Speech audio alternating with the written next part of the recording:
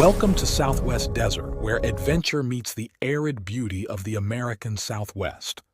Join me as we explore Southwest's lost historical characters, stunning desert vistas, forgotten Native American history, or tales of lost gold mines.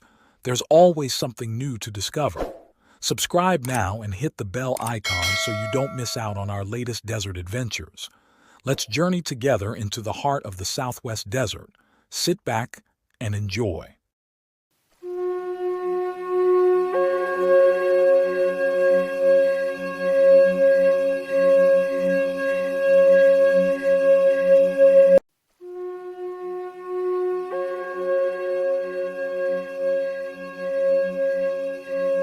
Welcome to Southwest Desert, where we explore the fascinating tales of the American Southwest.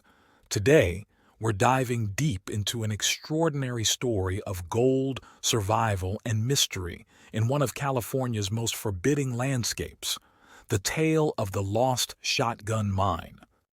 Our story begins in the harsh expanse of the Sheephole Mountains, a rugged range that rises from the California desert between 29 Palms and Amboy. But to truly understand the mystery of the lost shotgun mine, we must first understand these mountains themselves, a landscape so challenging that it kept all but the most determined prospectors at bay. The Sheephole Range is a study in isolation and extremes. These mountains stand as a natural fortress, surrounded on all sides by an unforgiving desert that creates what old-timers described as a tight, hot wasteland. Travel through this terrain is treacherous, with the mountains themselves presenting a formidable challenge to anyone daring to explore their secrets. In this forbidding landscape, water, the lifeblood of any desert traveler, is incredibly scarce. Throughout the entire mountain range, there exists only one absolutely reliable water source: the spring at the Sheephole Mine, situated at the extreme end of the range near the pass above Dale Dry Lake. While some old mine shafts and tunnels do collect precious water, and there's a serviceable well in the bottom of a large dry wash, these sources offer little comfort to those venturing east through the mountains, where water simply ceases to exist. This scarcity of water was so severe that most experienced prospectors of the era simply chose to avoid the area altogether. The risk of death by thirst was too real, too present, to justify the potential rewards. But as with all tales of frontier prospecting, there are always those who see opportunity where others see only danger. Enter L.O. Long, a prospector whose story might have been lost to time if not for a remarkable discovery in an El Dorado, California attic. This discovery came decades later during a routine house remodeling project, when workers uncovered an old tin trunk tucked away in a forgotten corner, thick with the dust of passing years. Thank you for joining your desert frontiersman Alan for another Southwest Lost Gold story. If you would like to help support my time and channel, hit the super thanks heart icon on the bottom of the video and contribute. This is very helpful. Relax and enjoy. The house itself had long since passed from its original owners to a new resident in Placerville. This new owner, knowing nothing of the trunk's history or contents, gave permission for it to be examined, a decision that would unlock a decades-old mystery of the sheepholes. Inside this weathered chest lay a collection of yellowed letters that painted a vivid picture of life, death, and gold in the unforgiving desert of the 1870s. These weren't random correspondence. They were the written exchanges between two mining partners, L.O. Long and John Cartwright, who had originally worked together on the placer grounds along the Cosumnes River, south and west of El Dorado. The letters reveal that by 1871, Cartwright had relocated to Fresno, while Long had set his sights on new territory, the forbidding Sheephole Mountains. Through their correspondence, we get a stark picture of just how dangerous this region was in the 1870s. The letters speak of multiple tragedies: a miner who died of thirst while attempting to journey from Dale to Amboy, his body found on the north slope of the Sheep Mountains. Another unfortunate soul perished in the Pinto Basin while trying to reach Cottonwood Springs. In those days, even with today's settlements, the country was sparsely populated and incredibly dangerous. But among these cautionary tales, Long's letters contained something extraordinary, something that made all the risks worthwhile. He had discovered rich placer ground, approximately 15 miles due east of what he called the Salt Lake, what we now know as Dale Dry Lake. Near his claim, he had found a small spring which he carefully improved by digging it out and adding stone walls. This wasn't just any water source. It was a reliable oasis that attracted both quail and mountain sheep, a telling sign of its dependability in this harsh landscape. The letters themselves tell us something about Long as a person. His handwriting and simple expressions suggest he wasn't highly educated. He was clearly a man who let action speak louder than words, making his way through some of the most challenging terrain in the Southwest, apparently on foot, as no mention is ever made of a burro or any other pack animal. The most revealing document in this collection was a letter dated June 1873, posted from San Bernardino. This letter stood out dramatically from the others, written in proper English and clearly dictated to someone more educated, perhaps a doctor or friend. In this final communication, Long revealed something extraordinary. He had managed to extract 100 ounces of gold from his workings, a remarkable achievement for a lone prospector in such harsh conditions.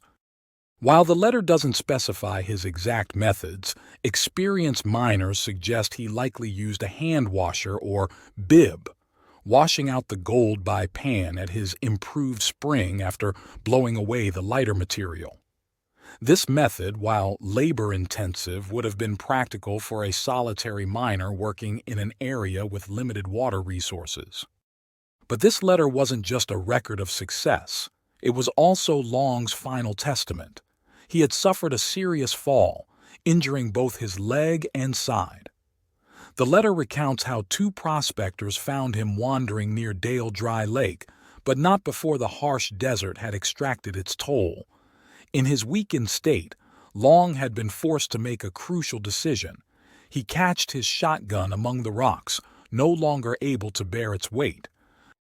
This decision would later give the lost mine its name, but at the time, it was simply a matter of survival. Long's water supply had run dry, made worse by the fever from his injuries, and he was near death when found. Though he managed to make it to San Bernardino, the combination of his injuries and the grueling journey proved too much. A letter from the San Bernardino marshal to Cartwright, dated June 22, 1873, carried the final chapter of Long's story, inquiring about arrangements for his burial. But the story doesn't end with Long's death.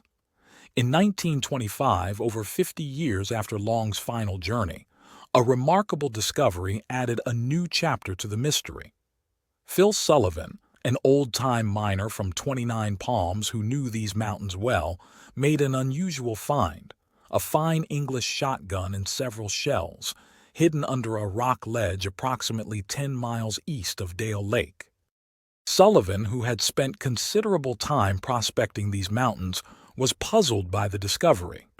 As he later recounted, it made little sense for someone to leave such a valuable weapon in an area so far from both water and game. When asked about springs in the area, Sullivan, despite his extensive experience in these mountains, couldn't recall ever seeing one in those hills. Phil Sullivan's own connection to the sheepholes adds another layer to this story. When asked where he would prospect if he were young again, Sullivan, who used to spend hours sharing stories at the local shop, always said he would head straight for the sheepholes. While he never mentioned the lost mine story directly, his interest in the area suggests he might have known more than he revealed. Yet another intriguing piece of the puzzle emerged through Heine Olson of 29 Palms, who shared a story about a military pilot stationed at the local army field. This pilot had spotted something unusual during one of his flights, a brush-choked canyon hidden deep in the sheepholes. Plans were made to have pilots help locate this canyon from the ground, but like so many aspects of this story, these plans never materialized. The mystery of the lost shotgun mine persists to this day. Somewhere in those unforgiving mountains, perhaps in that brush-filled canyon near a long-forgotten spring, lies the rich placer ground that L.O. Long worked nearly 150 years ago. The gold he found, 100 ounces, stands as testament to the potential wealth still hidden in those hills. But the same dangers that claimed Long's life remain: the merciless sun, the scarce water, and the treacherous terrain. The questions continue to intrigue modern explorers. Was the shotgun Phil Sullivan discovered in 1925 the same one Long was forced to abandon in his desperate journey? Does the brush-choked canyon spotted from the air conceal the entrance to the lost mine? And somewhere in those mountains, does Long's improved spring still exist, providing life-giving water to desert wildlife as it did in the 1870s? The Sheephole Mountains keep their secrets well, challenging modern explorers just as they challenged L.O. Long nearly 150 years ago. The mountains remain much as they were in Long's time, isolated, forbidding, and mysterious, where water is still as precious as gold, and where the next ridge might hide a fortune or disaster. This has been Southwest Desert. Join us next time as we explore another tale of hidden treasures and forgotten histories in the vast American desert. Happy trails!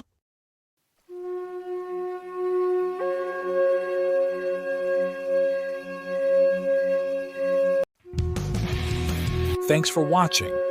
If you enjoyed this video, don't forget to like, comment, share, and subscribe for more great content.